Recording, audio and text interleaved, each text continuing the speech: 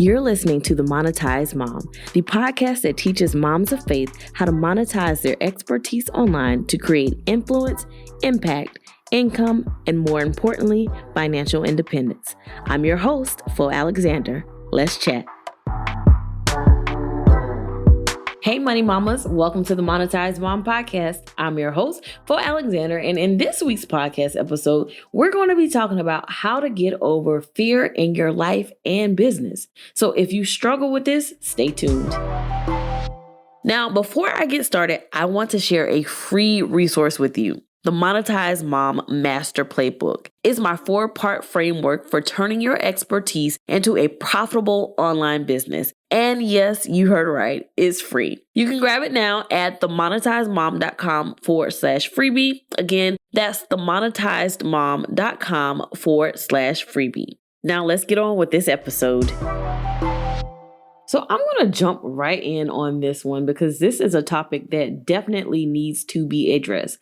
And one of the biggest struggles that I see many mompreneurs have is tackling the grip of fear. Now, in many cases, they're either afraid to launch their business because of what other people may say. They're afraid that they may not be successful, so they want to guard against the quote unquote shame of failure. They might be afraid to own their greatness as an expert, so they shrink to accommodate their insecurities.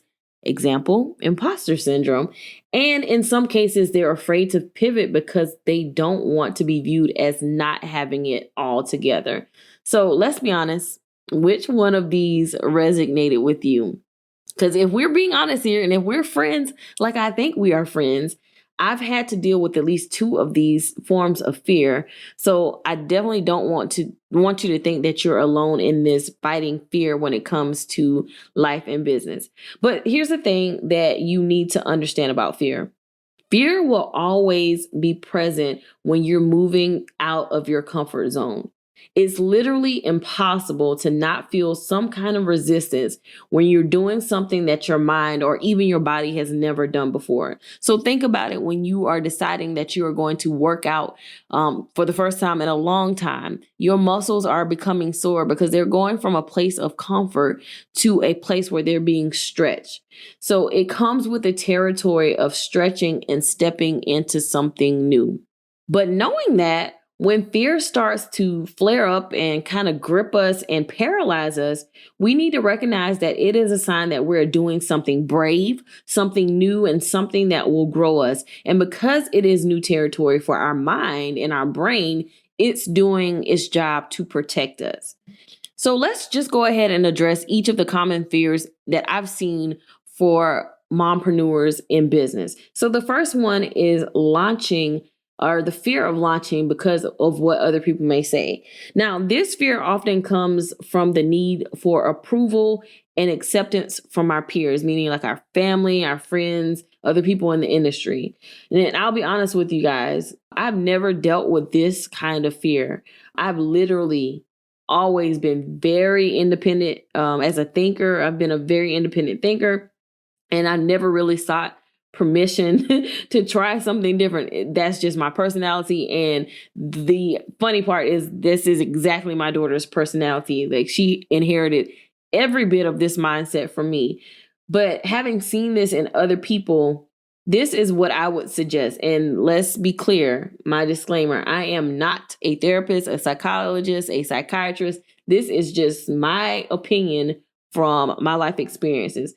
But here's how you will deal with that. Like, you have to stop taking your ideas to people who don't understand what you're doing, period. Instead, you need to find a community of like-minded people who will support and encourage you and hold you accountable. This is extremely important in entrepreneurship.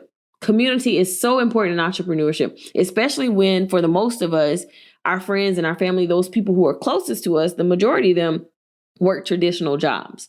So this means that they often don't understand or even appreciate, maybe in some cases, the entrepreneurial journey. They don't understand, some of the difficulties that you have or the challenges that are a lot different from someone who has a traditional 9-to-5 job. So your job as an entrepreneur is to find a community who understands you and can really encourage you to move past that fear. So community is so very important. And here's the thing about it. Sometimes you're going to have to invest in that community, invest to be in that community, meaning you will need to invest in a group coaching program, or you would need to invest in a mastermind, or you would need to invest in some kind of one-on-one coaching.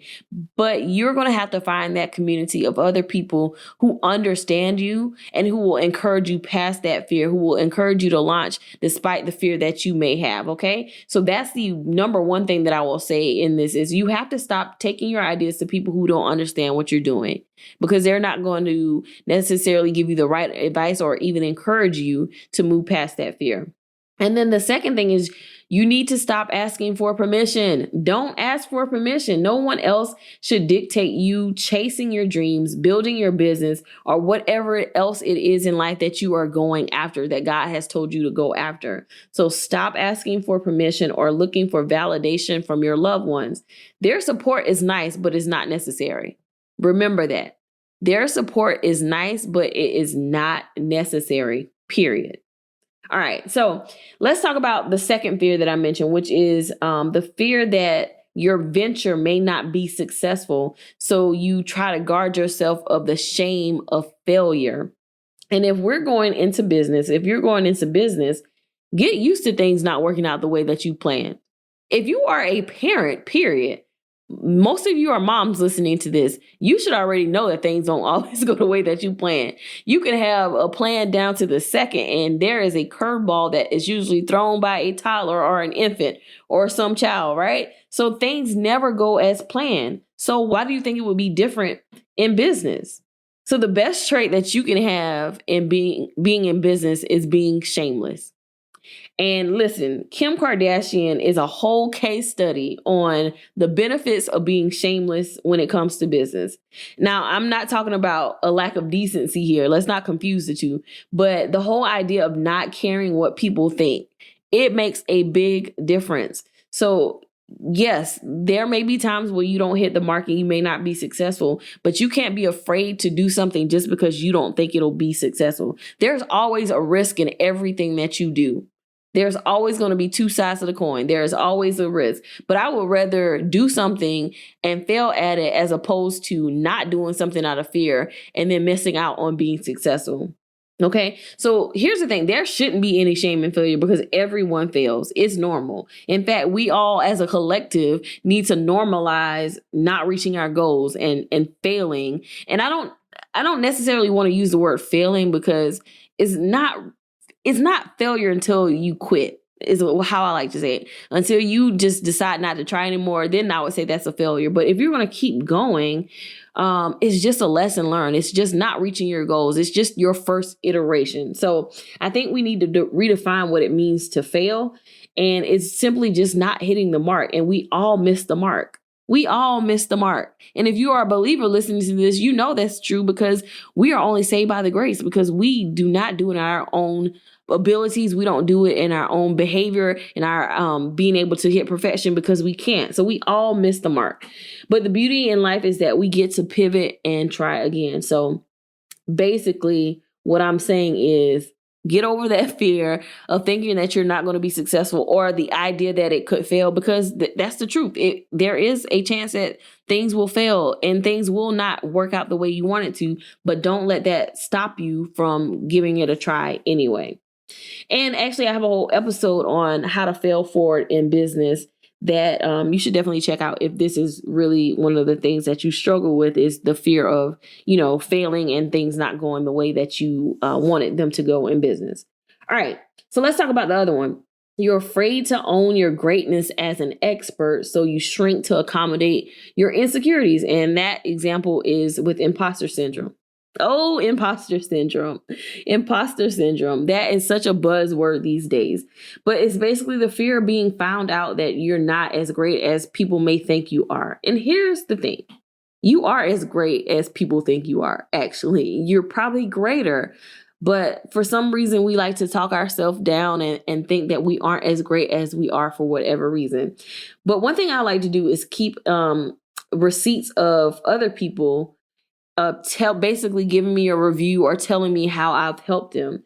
So when I doubt that I am that chick, because I am, I go to my receipt bank where other people are reminding me that I am that chick, that I am very good at what I do, that I am successful, that I do know what I'm talking about. So that's one thing that I encourage you. If you are struggling with this, like you've already stepped out there and you're doing the work, but sometimes you fear that people may find you out, so to speak, and you struggle with imposter syndrome, I definitely encourage you to keep a receipt bank so that you can go back and see what other people have said about you, so that when you're not feeling that you are as great as you really are, you can borrow their confidence in you. You can look at what they said and how you've helped them, and that can boost your confidence in yourself, but you can also borrow the confidence that they have in you. So that's definitely a fear that I think a lot of people struggle with, is that they fear that people may think they're not as great as they are, and the reality is you are. You have to own your greatness.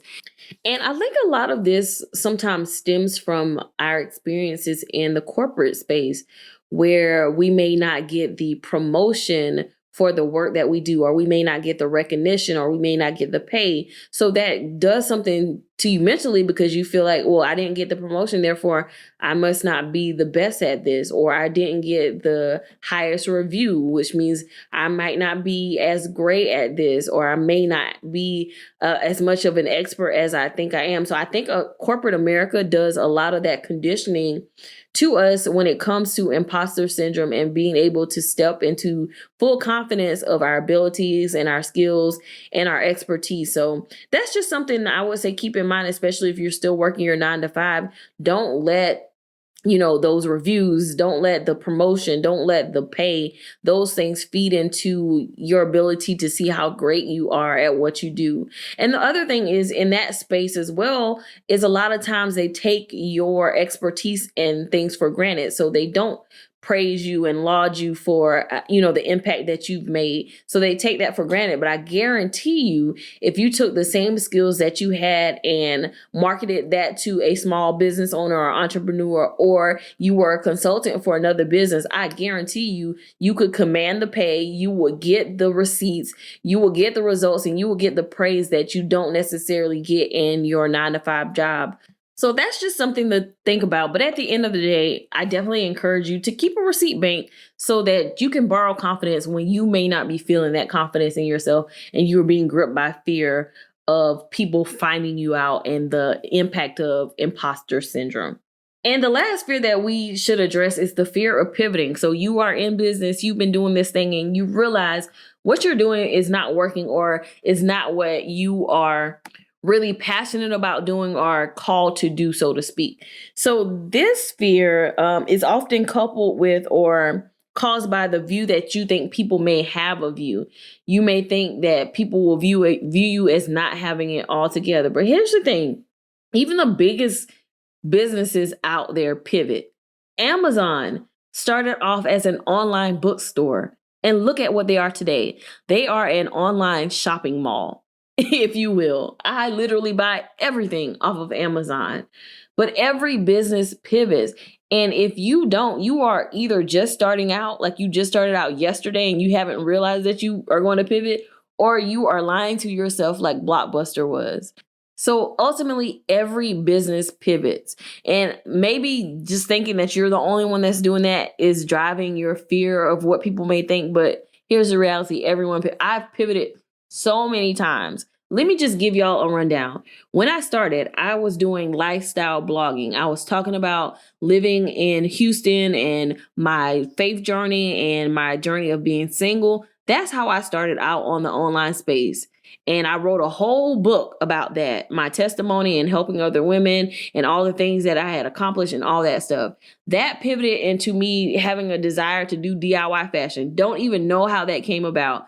For some reason, I think I was in a Joann store looking for something, and I ended up having a whole blog about sewing, and I started making my own clothes. Then I pivoted to personal finances, which is what I'm in now. I've always had a passion for personal finance. I have expertise in that. I'm certified in that. But that was a whole pivot, y'all, from lifestyle to DIY sewing and really thriving in that community. I mean, I was doing the thing in the DIY community. I was in magazines. I had worked with some of the top brands within the that niche. Then to pivot to personal finances, which is what my business is today. That's a whole lot of pivoting and not along the way, a lot of name changes, like a whole lot of name changes. Fantastic Faux to Faux Alexander DIY to Girl Talk with Faux to now it's Mama and Money. So, but if I was afraid of what people would say because of my pivots, I would not be here talking to you today. I would not. The thing is, people pivot. Life changes. You have to pivot. Businesses pivot, but you can't be concerned about what other people are going to say. Here's the thing though. Don't be pivoting every month. Now that's a problem. You got to take a step back if every month you're having a pivot, every week you're changing your business model and you're going from one industry to the next. But know that you will pivot in your business. And the reason that you're going to pivot is because you're going to learn more stuff along the way. And as you learn, you can make better decisions, more aligned decisions, more strategic decisions. You can be more streamlined. You can be more focused. You can be more niched down. But that comes with you actually executing in your business. And once you execute, you will realize that you are going to have to make a pivot. Okay? So don't be afraid about what people will think. People will appreciate it more when you are more clear on who you're serving, how you're serving, and how you're showing up online or in your business. People will appreciate the clarity that you finally get when you pivot. So don't be afraid of what people will say. So anyway, guys, as always, I really do hope that I was able to at least drop some gems for you to really work on this fear thing and not let fear grip you from really going out there and being the best person, the best business owner, the best mom that you can be. So let's stop letting fear get the best of us. And I really do hope my 2 cents was helpful. But as always, if you found it helpful, don't forget to subscribe, share, and leave a review. And with that, I will talk to you on the next episode.